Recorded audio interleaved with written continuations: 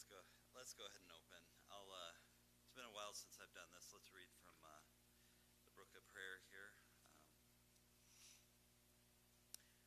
Blessed Lord, who has caused all scriptures to be written for our learning, allow us to hear them, read them, mark them, learn them, and inwardly digest them in such a way that by the patience and comfort of your holy word, we may embrace and ever hold on to the blessed hope of everlasting life that you have given to us in our Savior Jesus Christ. Amen.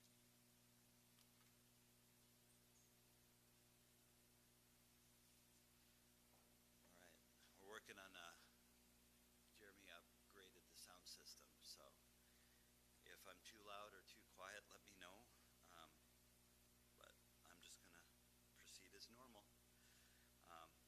So we left off at the end of Exodus 29 last week. And so 30 and 31 will take us through the end of the tabernacle. As far as the building of it and the putting together of it. So let's see.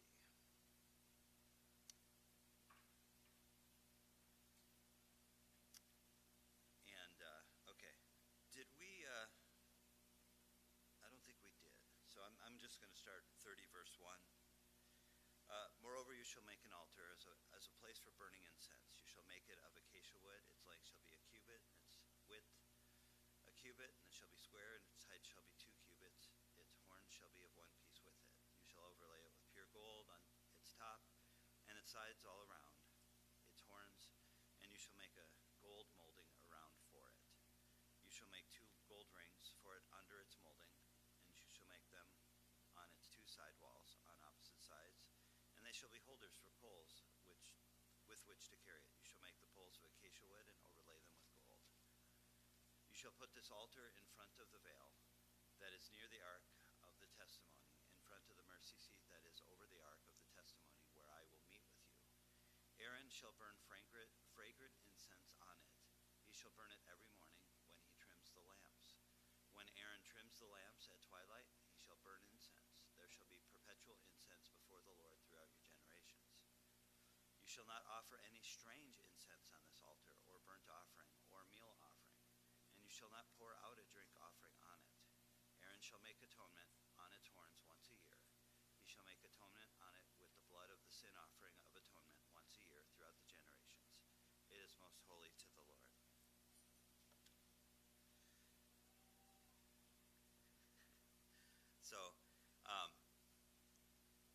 So as a reminder, this is going to be placed inside the actual tent.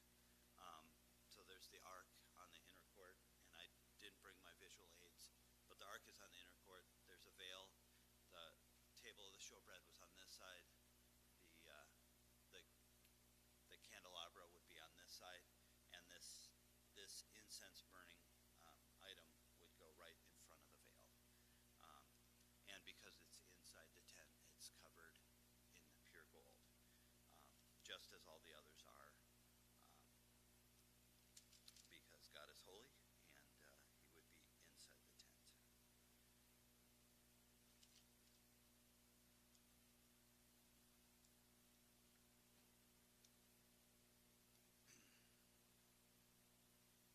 And then again, we did talk about this morning and evening. We'll come back to that one more time.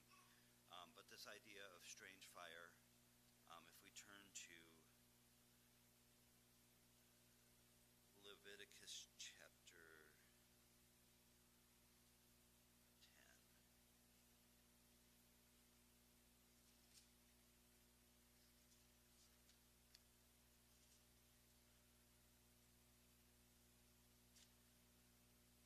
So we did read Leviticus, part of chapter 9 last week, but Leviticus 8 and 9 deals with, as the tabernacle is built, the consecration of everything, and we'll read in Exodus here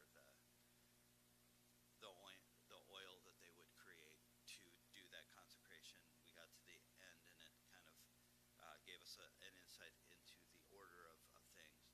But I just wanted to read Leviticus chapter 10,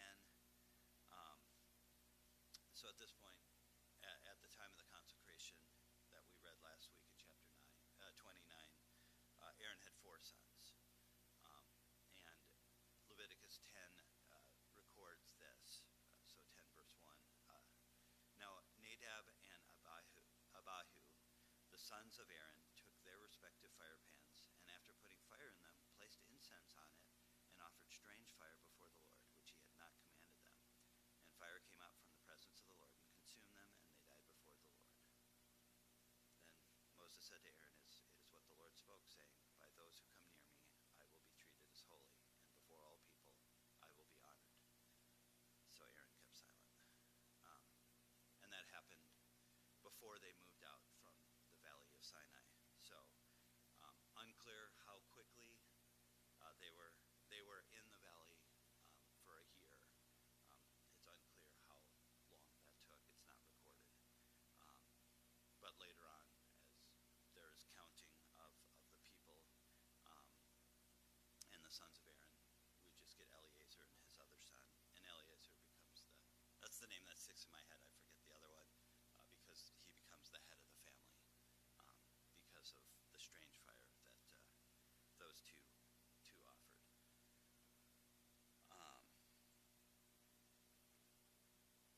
All right. And then just moving on, verses 11 through 16, the Lord also spoke to Moses, saying, when you take a census of the sons of Israel to number them, then each one of them shall give a ransom for himself to the Lord when you number them, so that there will be no plague among them when you number them. This is what everyone who is numbered shall give, half a shekel according to the shekel of the sanctuary. The shekel is 20 gerahs, half a shekel as a contribution to the Lord. Everyone who is numbered from 21 years old and over shall give the contribution to the Lord. The rich shall not pay more, and the poor shall not pay less than the half shekel. When you give the contribution to the Lord, make atonement for yourselves. You shall take the atonement money from the sons of Israel, and shall give it for the service of the tent of meeting, that it may be a memorial for the sons of Israel before the Lord, to make atonement for yourselves. So, as we started reading this way back in chapter 25, if you recall, the beginning of 25 starts with the Lord suggested to Moses that they would just take offerings from the people of the precious metals and stones and cloth and whatnot for the making of the sanctuary, and they got more than they needed. Well, at the end here, we also get that there is also a mandatory giving to the work of the priests in the sanctuary of the tabernacle, and this is how it was given. So every person, what was it?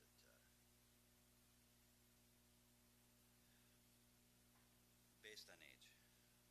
I already forgot. Let's see, number them, each one of them. Verse 14. Yeah, 20 years or older. I wanted to say 21 because that's an age that's important for us in our culture, but it was 20. Was to give this half a shekel, regardless of social station or wealth or whatnot. Everyone had to give the atonement. All right, and then 17 to 21, the Lord spoke to Moses, saying, you shall also make a laver of bronze with its base of bronze for washing, and you shall put it between the tent of meeting and the altar, and you shall put water in it. Aaron and his son shall wash their hands and their feet from it. When they enter the tent of meeting, they shall wash with water, so that they will not die. Or when they approach the altar to minister by offering up in smoke a fire sacrifice to the Lord. So they shall wash their hands and their feet, so that they will not die. And it shall be a perpetual statute for them, for Aaron and his descendants throughout their generations.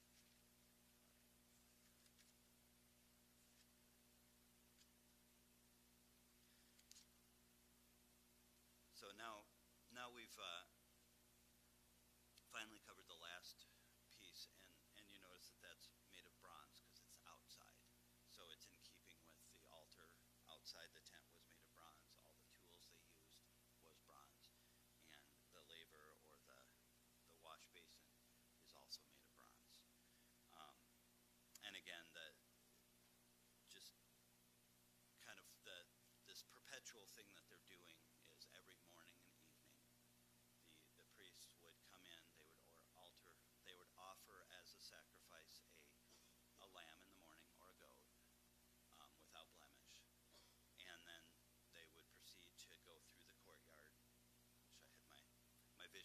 they'd go through the courtyard, they'd wash at the basin, then they would go inside the tent, they would tend the lampstand. If it was morning, they'd put it out, um, and then they would go and offer the incense, and the incense would burn all day long, and then they would leave, and then in the evening they would again go to the altar, offer a lamb, go wash, turn on the lampstand, burn more incense, and they did this every day.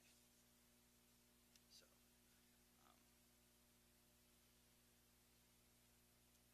all right.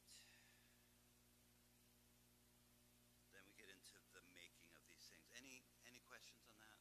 I know we've covered it multiple times, but I think it's important in light of the fact of the time post Christ to have this understanding of what the temple or what the tabernacle worship was for the priests and how it affects us in that post Christ. Remember, Jesus separated the veil and has made it so that we can approach the throne of grace with confidence. We don't have to do all these other things because the sacrifice Jesus has already performed on the altar. Yeah.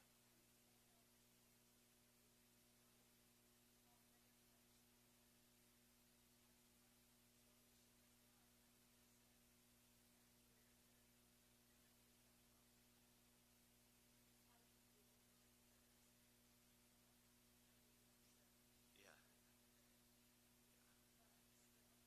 The fear should still be there. Yeah.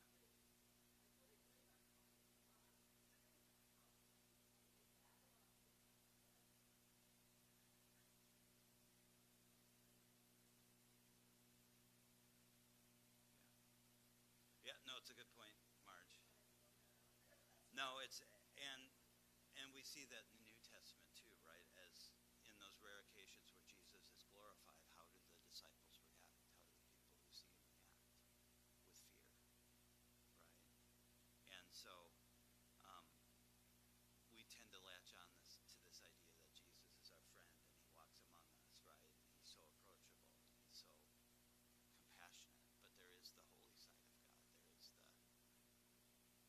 the fearful side of God. He is awesome and holy, and we're not. We're dirty. Yeah.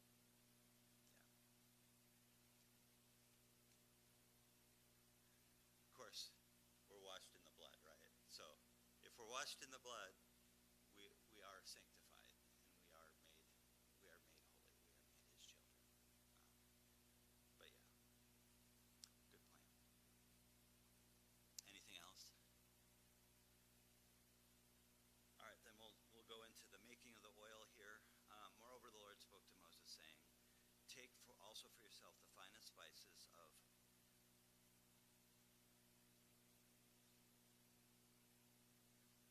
I'm sorry, that's verse 22. Um, I just noticed I do have a note here. I have a couple notes that I skipped over. Probably should cover those notes.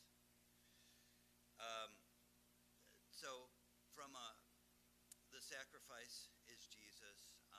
Again, the washing is kind of a picture of the Holy Spirit, right? The Holy Spirit washes us and indwells us. And then incense and lamps are kind of a vision or a picture of prayer. Um, as the incense would go up, the fire from the incense, so do our prayers.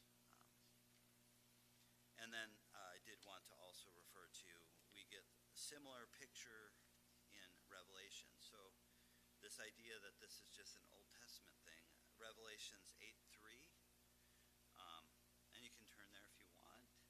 I'm just going to read the one verse.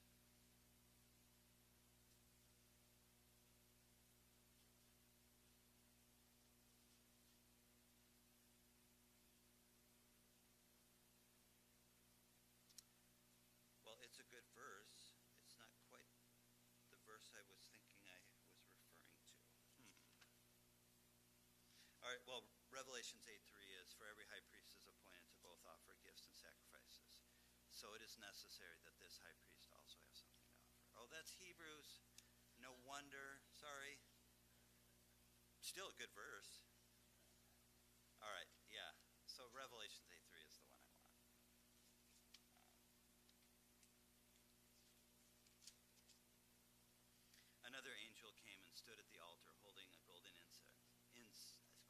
censer, and much incense was given to him, so that he might add it to the prayers of all the saints on the golden altar which was before the throne. So the idea that there still is this picture of incense and prayers being put before the throne of God, similar to in heaven, similar to what we see within the tabernacle.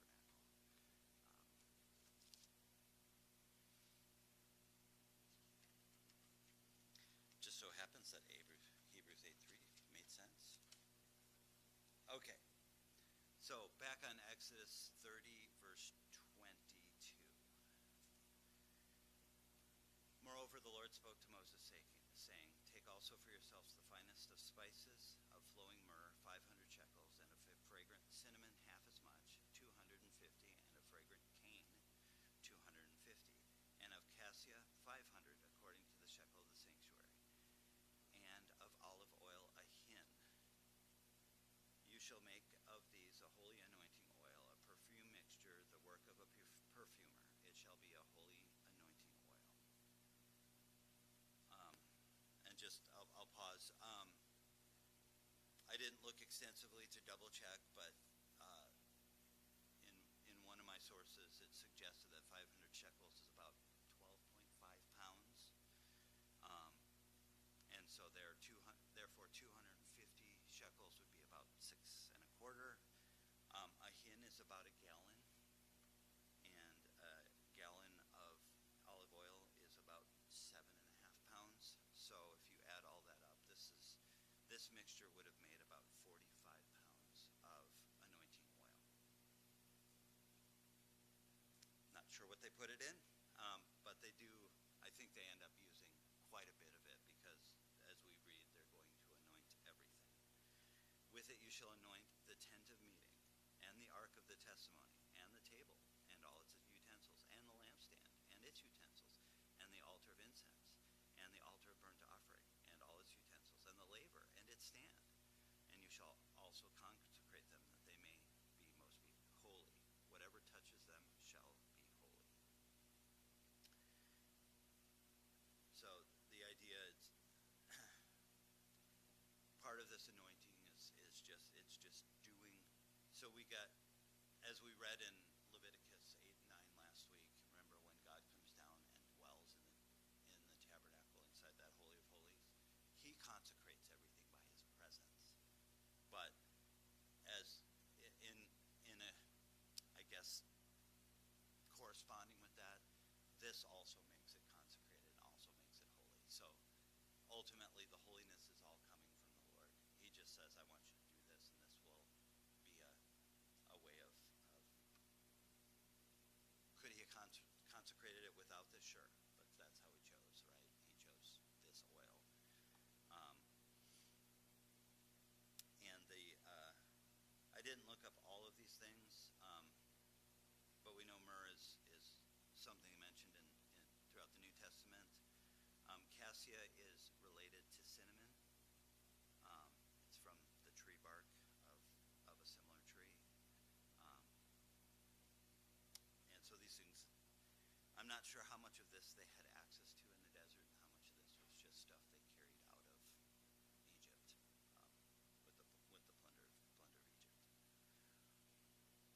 And then reading to 30 and 31, you shall anoint Aaron and his sons and consecrate them, that they may minister as priests to me. You shall speak to the sons of Israel, saying, This shall be an anointing oil to me throughout your generations. And so, obviously, I think we don't know the exact elements of this mixture. We were given it here, but they continue to anoint priests with this throughout the generations. Not to say that this 45 pounds lasted forever, but maybe it did. And then 32 and 33, It shall not be poured on anyone's body, nor shall you make any like it in the same proportions. It is holy, and it shall be holy to you. Whoever shall mix any like it, or whoever puts any of it on a layman, shall be cut off from his people. And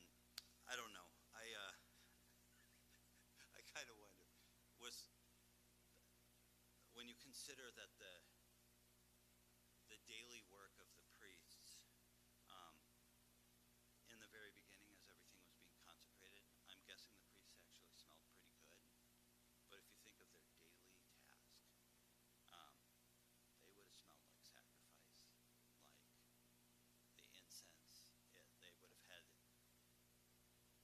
They would have had a stench about them that would have, even when they didn't have their garb on, because we went over the priestly ornamental robes that they would have had, it would have been in their hair, it would have been in their skin, they would have smelled over time. Um, and I don't think it's wrong to say if Aaron and his sons walked by, people would say, oh, yeah, Aaron and his sons were just here. So, um, but I think maybe in the very early days here, there may have been something like, oh, that is a pretty perfume or a nice cologne. We should make some of that. And God is saying, no, that's specifically for the consecration of these holy things. And don't use at least this recipe to make your stuff. And then similarly, then the Lord said to Moses, take for yourself spices, stacked in onycha and galbanum, spices and pure frankincense, and they shall be an equal part of each. With it you shall make incense, a perfume, the work of a perfumer, salted, pure, and holy. You shall beat some of it very fine, and put part of it before the testimony in the tent of meeting, where I will meet with you, and it shall be most holy to you. The incense which you shall make, you shall not make it in the same proportions for yourself. It shall be holy to you for the Lord. Whoever shall make any of it, any like it, to use as perfume, shall be cut off from his people. So just similar instructions there. The incense made for the burning on the altar of incense was to be unique, and and I'm not sure what was up with Nadab and Abihu, but my guess is they thought something else smelled better when burned, and the Lord, a couple things there, the Lord would not have something different burned in front of him, right? But he also will not suffer to have this same thing that is holy to him burned by anyone else for any other purpose. So. Yep.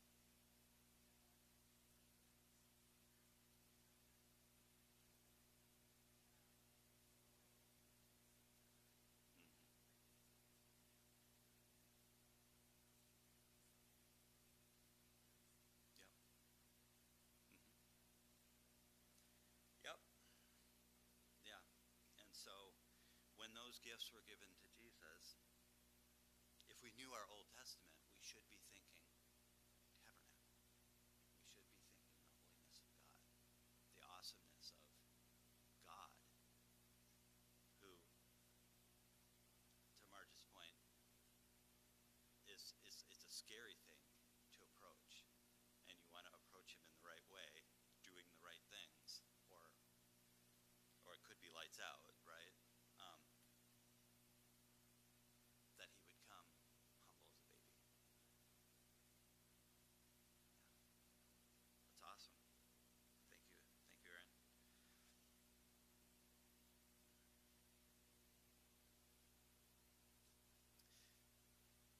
All right. Anything else? I do have some. We'll go into the skilled craftsman here in verse 31, but I did want to just take a step back. So we have two altars, right? We have the altar of sacrifice. We have the altar of incense. The altar of sacrifice speaks of sin, our sin, right? That is the reason for the altar of sacrifice. That is the need for the altar of sacrifice. And Jesus is that sacrifice that ultimately, forever, is the sacrifice we need. And then the other is that which is offered in God's presence, right? And it's a holy aroma, pleasing to the Lord, and it can only be offered after the sacrifice that takes away from sin. And just a couple of New Testament thoughts that came to my head. We could spend a lot of time on this idea, but 1 Thessalonians 5:16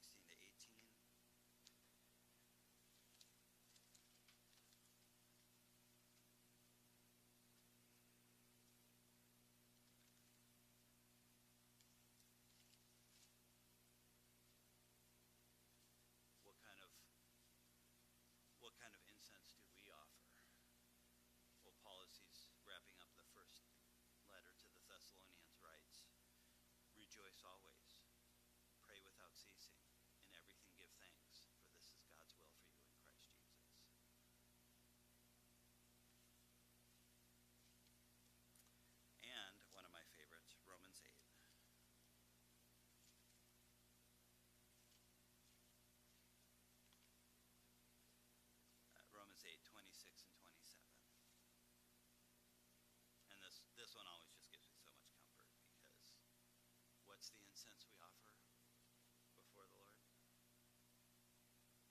Half the time we don't know what we're supposed to do, but we have this promise. In the same way, the Spirit also helps in our weakness, for we do not know how to pray as we should, but the Spirit himself intercedes for us with groanings too deep for words. And he who searches the hearts knows what the mind of the Spirit is, because he intercedes for the saints according to the will of God.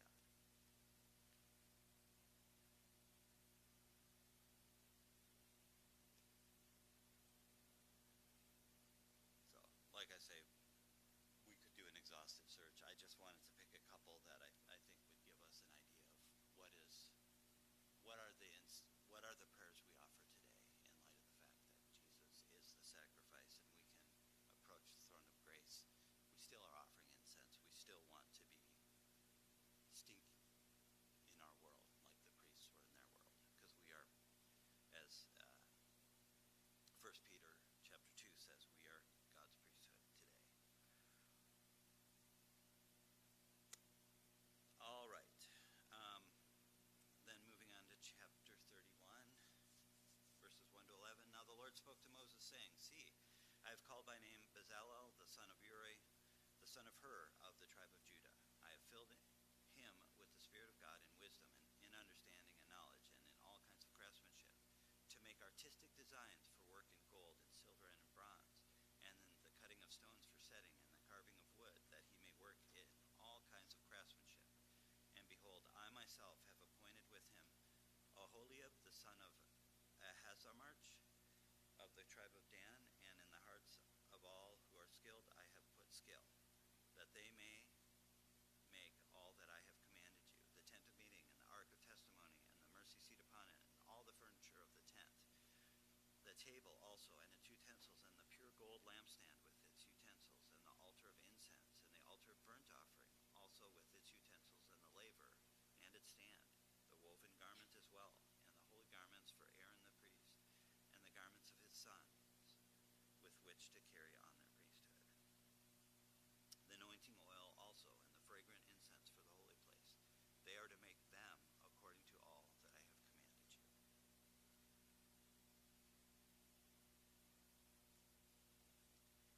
And so, after giving Moses all these instructions, I'm sure Moses had the thought, how am I going to do all this stuff? How will we make it right? You're a holy God, and you're telling us if we get it wrong, we'll die. And I just have, the question came to my mind, is these gifts that God gave to Bezalel and Aholiab and the others that are not mentioned by name, do you think it was supernatural? That just one day they woke up and said, I know how to do these things?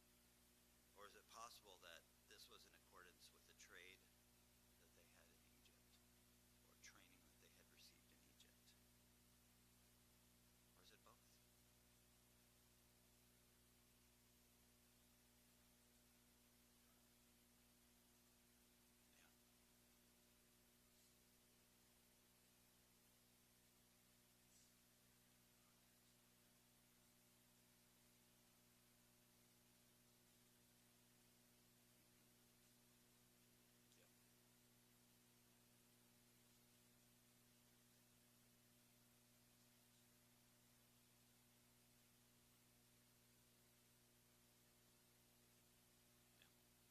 Thanks, Jeff.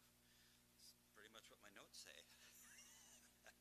Yeah, yeah, exactly. I think regardless of how these gifts were given to these people, and to say that there wasn't something supernatural here, God gave these men wonderful gifts, and they could have been gifts that would have been overlooked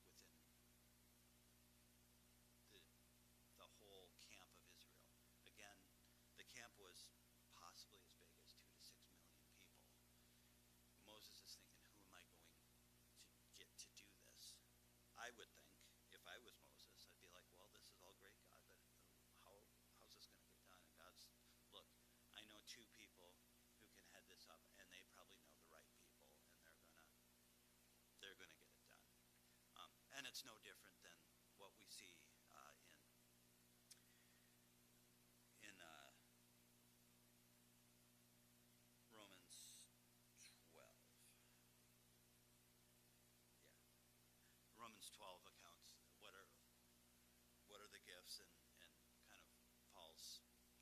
We are all one body, one Christian church, but the body is made up of many members, and they have all multiple gifts.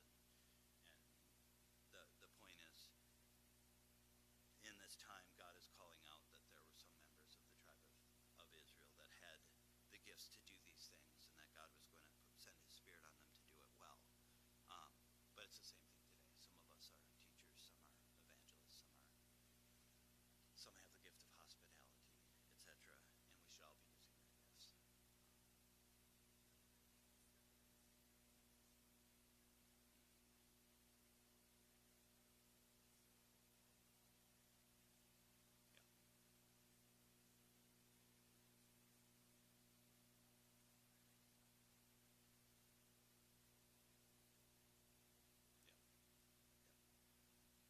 Yeah. Yeah.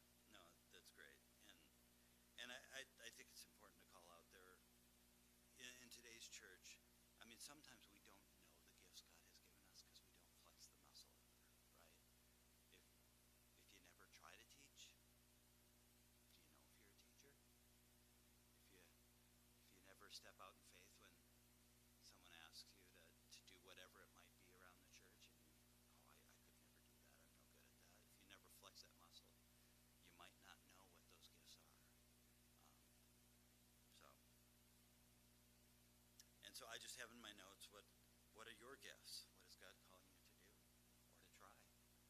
And I think sometimes we find ourselves in the position of, I wish I was like Bazzello and I could do those things. I wish I was like Billy Graham. I wish I was like fill in the blank. Why am I not more like that? We're a body of many members. And sometimes we are called to stretch a little bit and fill a hole that's there in the body.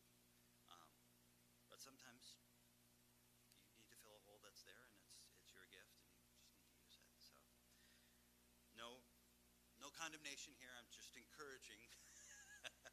I'm not looking at any of you as saying, why aren't you using your gift? So.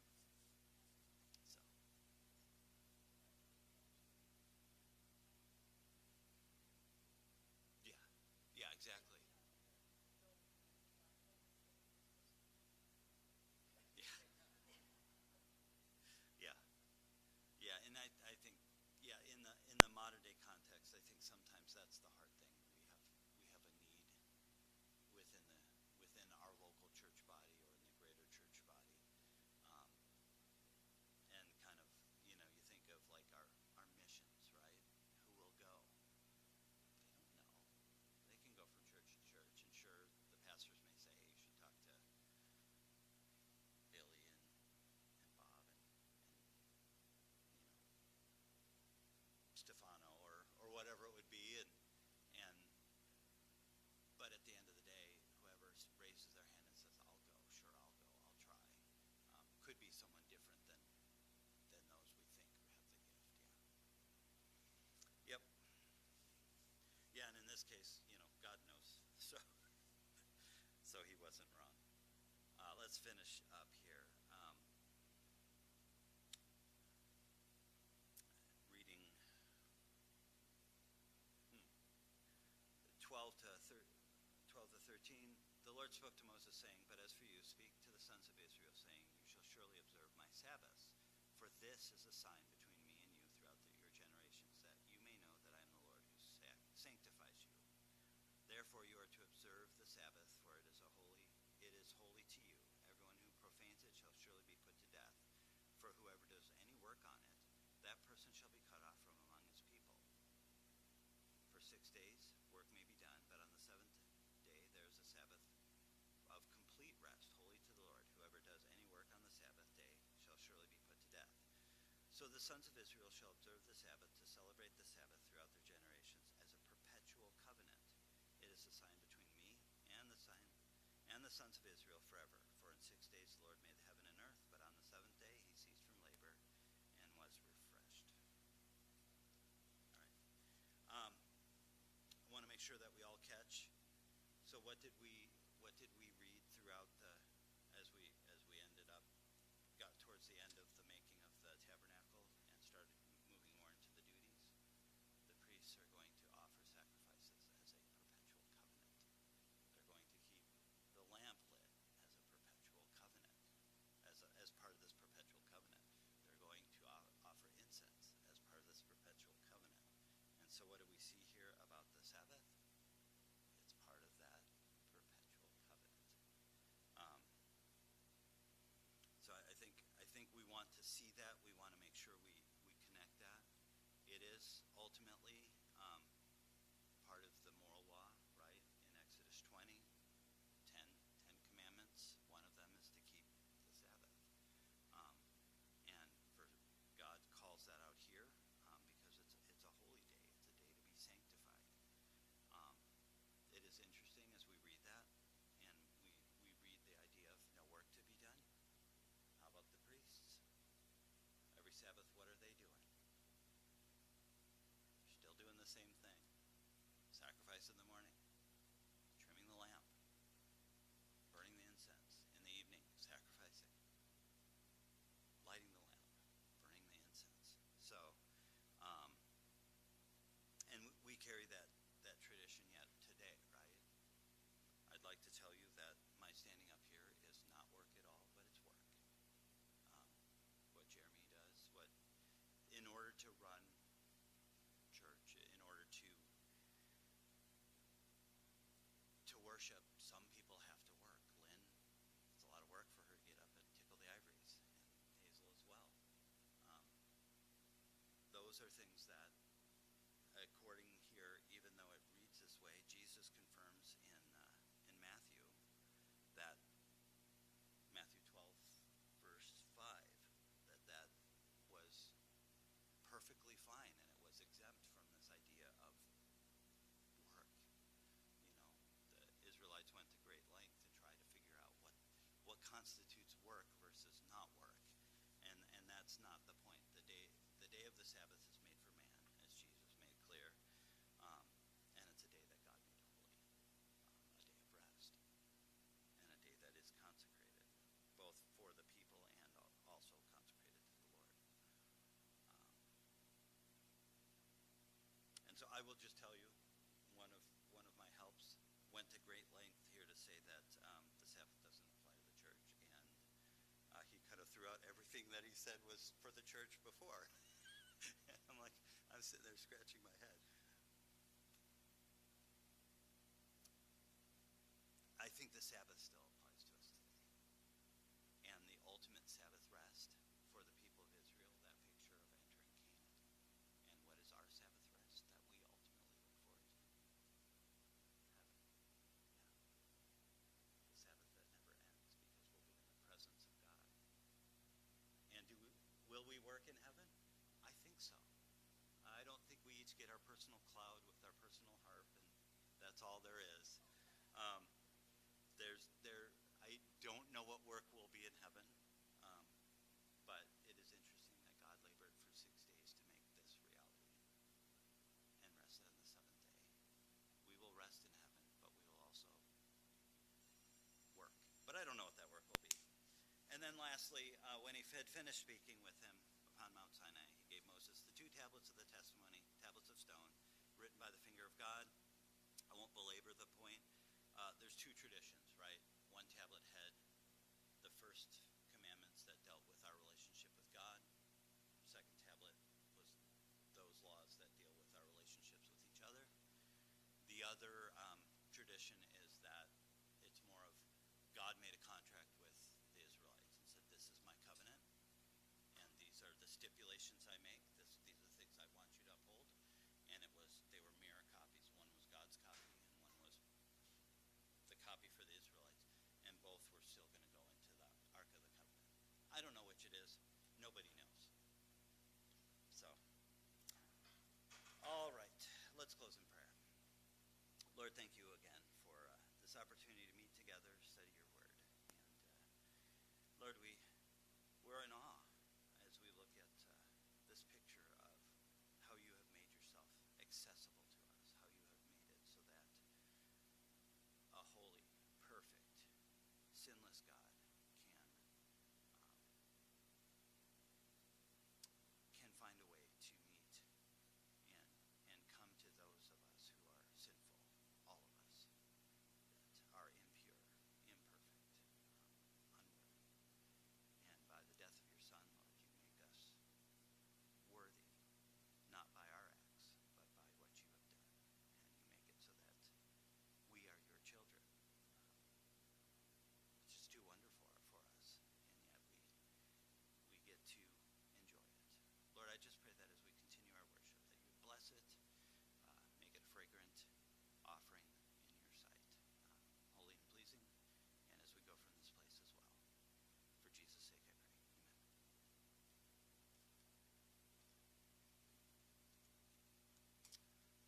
All right, next week we get to come off the mountain.